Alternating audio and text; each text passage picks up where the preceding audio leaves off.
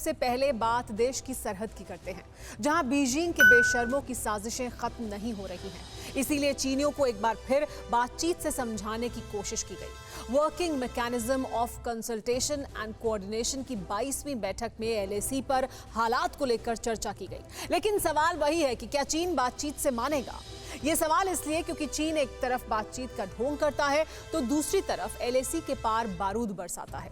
चीन की जंगी सनक का अंदाजा इसी से लगाया जा सकता है कि पिछले 6 महीने के दौरान चीन की फौज 100 से ज्यादा युद्धाभ्यास कर चुकी है। सवाल यह है कि क्या चीन फिर कोई बड़ी साजिश को अंजाम देने वाला है? अगर हाँ, तो चीन को फिर सबक सिखाने के लिए हमारी कैसी तैयारी है? एलएसी से लेकर हिंद महासागर तक चीन के युद्धोन्माद की सनक को तथ्यों और तस्वीरों के साथ सामने रखती ये रिपोर्ट देखिए। ये खौफ था, डर था, शंका थी, आशंका थी। अगर नहीं था तो जिनपिंग ने अपने शागिर्दों को वफादारी की शपथ क्यों चीनियों को बीजिंग के तानाशाह के तख्त की सलामती के लिए सब कुछ न्योछावर करने का संकल्प दिलाया गया? इन सवालों का जवाब ये तस्वीरें हैं। फिर वही तोप से बारूद उड़ाना, वैसे ही उछल कूद मचाना और मिसाइलों से बारूदी तमाशा दिखाना। कुछ तो सीरियस खराबी है चीनियों के दिमाग में, वरना बार बार मार खाने के बाद भी फिर सरहद का रुख न करते। बीजिंग में जिनपिंग ने शपथ दिलाने के बाद अपने शागिर्दों को सरहद की तरफ रवाना कर दिया। चीन ने एलएसी के करीब फिर एक्सरसाइज की है। इस युद्धाभ्यास को तिब्बत मिलिट्री रीजन ने अंजाम दिया। एक्सरसाइज में पीएलए की मरीन कॉर्प शामिल थी।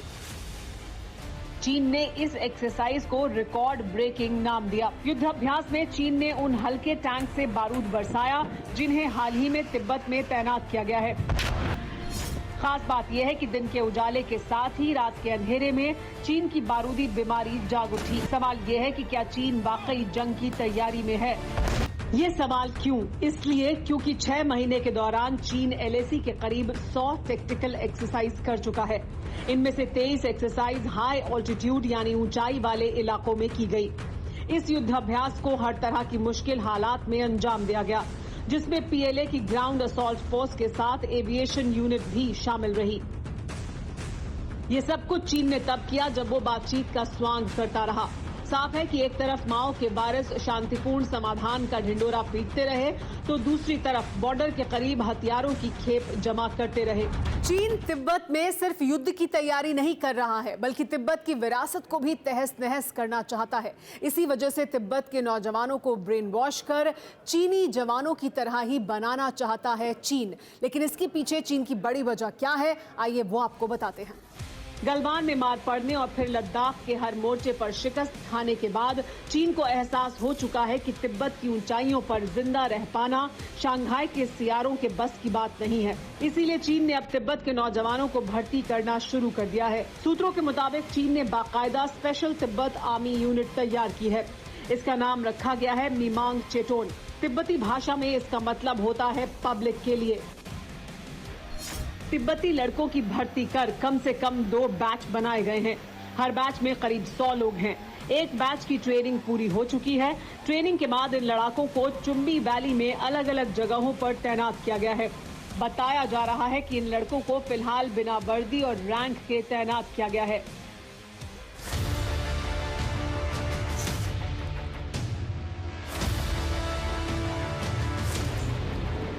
चीन तिब्बत के बेरोजगार नौजवानों को नौकरी का झांसा देकर भर्ती कर रहा है।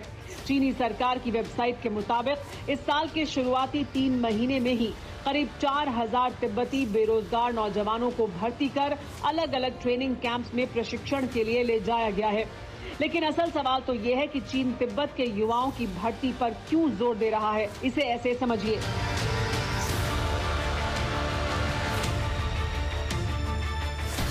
चीन की मूल आबादी को हान कहते हैं।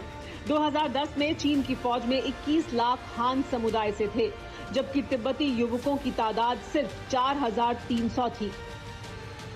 चीनी यानी हान समुदाय के लोग तकनीकी तौर पर तो हुनरमंद होते हैं, लेकिन मैदानी जंग में पानी मांगने लगते हैं, जबकि तिब्बत के लोग हर तरह के हालात में युद्ध में माहिर होते हैं। इसीलिए साल भर के दौरान एलएसी पर हर बार और बार बार मार खाने के बाद चीन को अब अपनी औकात का एहसास हो चुका है, इसीलिए वो तिब्बतियों की मिलिशिया फौज तैयार कर रहा है। चीन तिब्बत के युवाओं की भर्ती तो कर ही रहा है, लेकिन इसके अलावा तिब्बत की राजधानी ल्हासा से हमारी सरहद तक चीन ने एक हाई स्पीड ट्रेन भी चला दी है। ये तस्वीरें उसी ट्रेन की हैं जो तिब्बत की राजधानी ल्हासा से तिब्बत के पूर्वी शहर नेंगजी तक चलाई गई।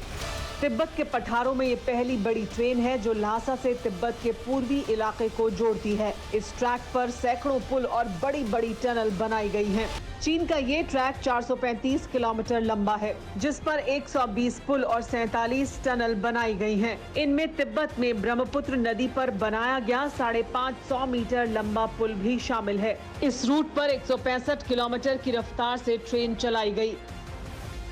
इस ट्रेन से ल्हासा से चेंगडू तक का सफर 13 घंटे का हो चुका है। इससे पहले इतनी दूरी तय करने में 48 घंटे लगते थे। सबसे बड़ी बात यह है कि नेंगजी हमारी सरहद से लगा हुआ है। अरुणाचल प्रदेश में हमारी सरहद से नेंगजी की दूरी सिर्फ 17 किलोमीटर है, यानी हमारी सरहद के बेहद करीब तक चीन बुलेट ट्रेन पहुंचा चुका है। एक और खास बात यह भी है कि चीन ने ल्हासा से चेंगडू तक ट्रेन चलाने की तैयारी 2015 में की थी। एलएसी पर तनाव के बाद जिनपिंग ने अपने शागिर्दों को काम में तेजी लाने का हुक्म दिया था और 6 साल बाद चीन ने ट्रेन चला दी है। साफ है कि लद्दाख में मार खाने के बाद चीन ने एलएसी पर साजिश के नए ठिकाने तैयार कर लिए हैं। ऐसे में सवाल ये है कि हम क्या कर रहे हैं? इस सवाल का जवाब ये तस्वीरें हैं। और ये तस्वीरें उस वक्त की हैं जब देश की शान और दुश्मन की काल मानी जाने वाली निर्भय मिसाइल का ओडिशा तट के चांदीपुर में एक और कामयाब टेस्ट किया गया। टेस्ट के दौरान सबसोनिक क्रूज मिसाइल निर्भय ने सटीक टारगेट को तबाह किया। निर्भय पूरी तरह स्वदेशी सबसोनिक क्रूज मिसाइल है।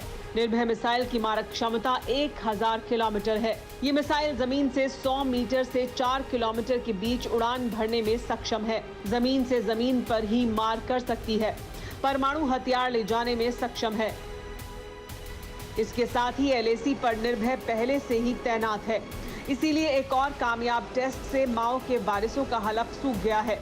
इतना ही नहीं, चीन की जंगी बीमारी की एक और सर्जरी की तैयारी है, जिसकी तस्दीक ये तस्वीरें कर रही हैं।